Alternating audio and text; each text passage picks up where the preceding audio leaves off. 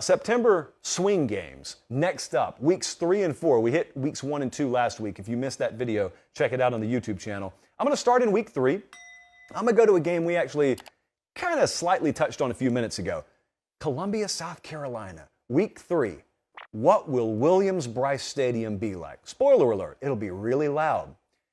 Georgia goes to South Carolina week 3. That's the first swing game I want to talk about. It makes a difference when you play these conference road games, especially in the SEC. See, sometimes if you've got a team that's got a few losses under their belt, you get later in the year, boy, those fans wake up that Saturday morning and they're playing one of the top teams in the country.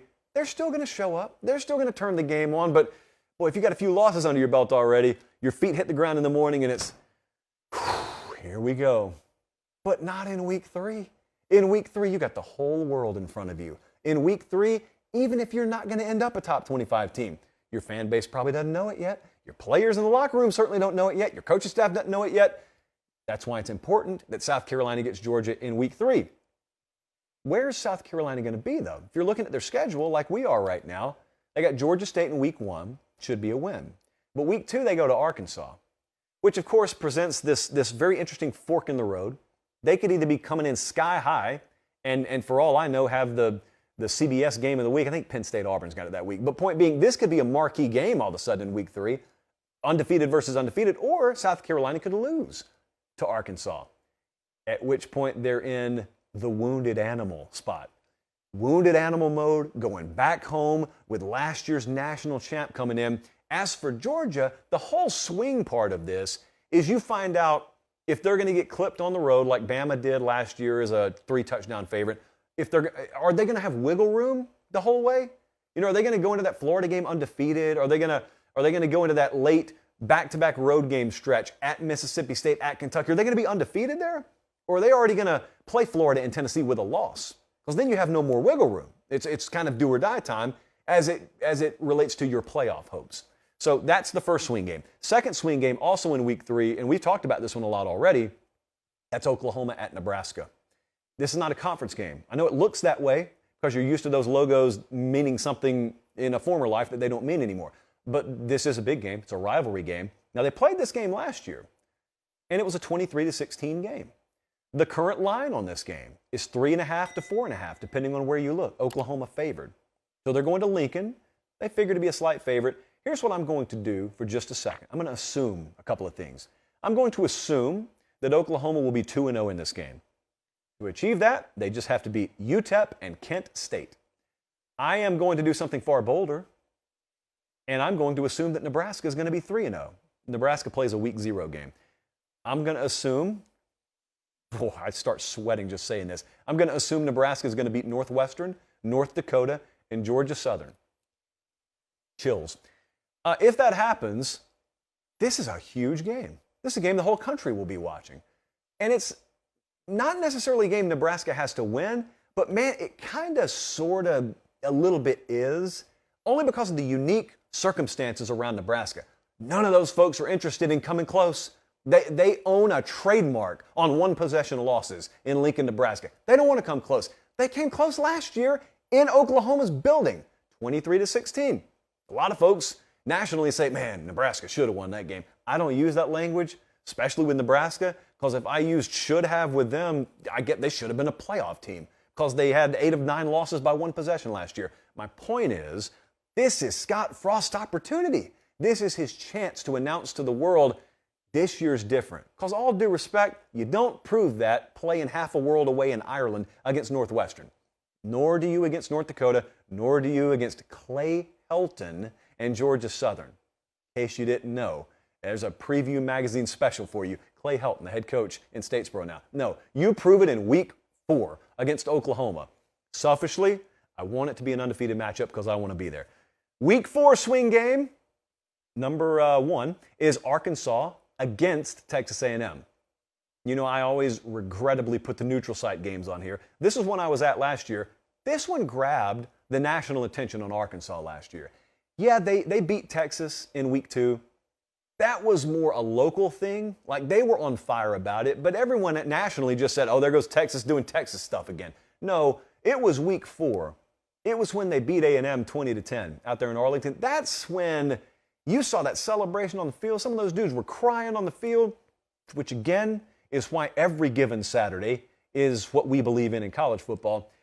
And sure enough, they're going to have a chance to do it again this year. Now, Arkansas will have already played South Carolina at home by the time this game goes down in week 4, and they will have already played Cincinnati at home to start the season. Couple of tough games, couple of games that they believe they should win, and they should. They'll be favored at home. A&M will have played App State and Miami both at home before they go into this game.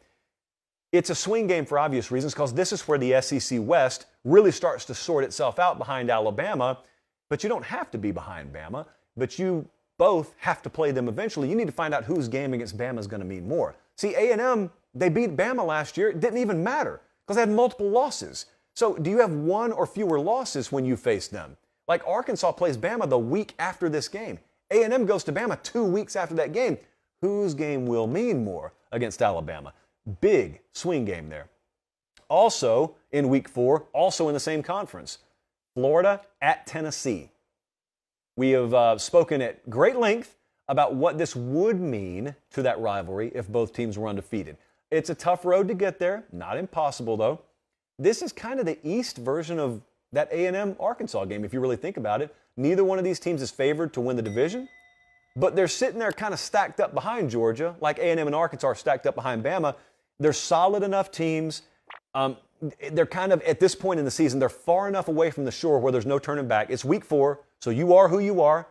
Florida will have already played Utah and Kentucky by that point. Tennessee will have already played at Pitt. With Florida especially, have they beaten Kentucky already?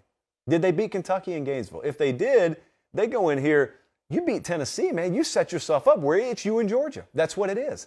Tennessee's the same way. If they beat Florida, all of a sudden they look at their schedule and they can't blink, because they go to LSU the next week and they got Bama the week after that.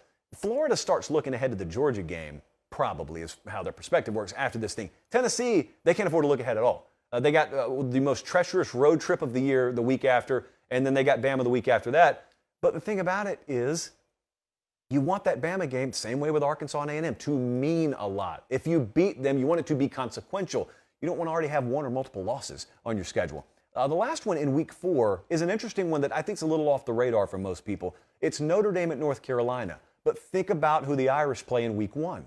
They play at Ohio State. They are a 2-touchdown underdog to Ohio State.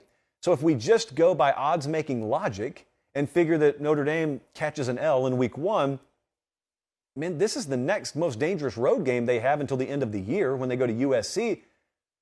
They could go into Chapel Hill knowing we can't drop another game or we're out of the playoff picture. And there's no really conference championship picture to speak of there. With North Carolina, too, they will play a bunch of anonymous teams nationally until this point. So they were an underachiever last year. They'll be kind of anonymous because they got Florida A&M at App State, at Georgia State. That's got to be typos. Who in the world agreed to that? Jesse, please tell me those are typos. Is it true? Are they going to play at Georgia State in what used to be Turner Field, by the way? I digress. Whomst am I to challenge your schedule-making practices? But he says it's true. Anyway, they should win the games regardless. They are anonymous. Like, you don't care if they beat the Florida A&M or App State or Georgia State. You don't know anything about them until they play Notre Dame. Point being, if North Carolina is ever going to be in ambush mode this year, if they're going to pull one out of nowhere, that's it. That Notre Dame game in week 4. So those are 5 more swing games for you just in the month of September. I keep looking, as I told you last week, I kept looking at the whole season. I wanted to do a whole season segment. We've done 2 of them. We haven't even gotten out of September yet.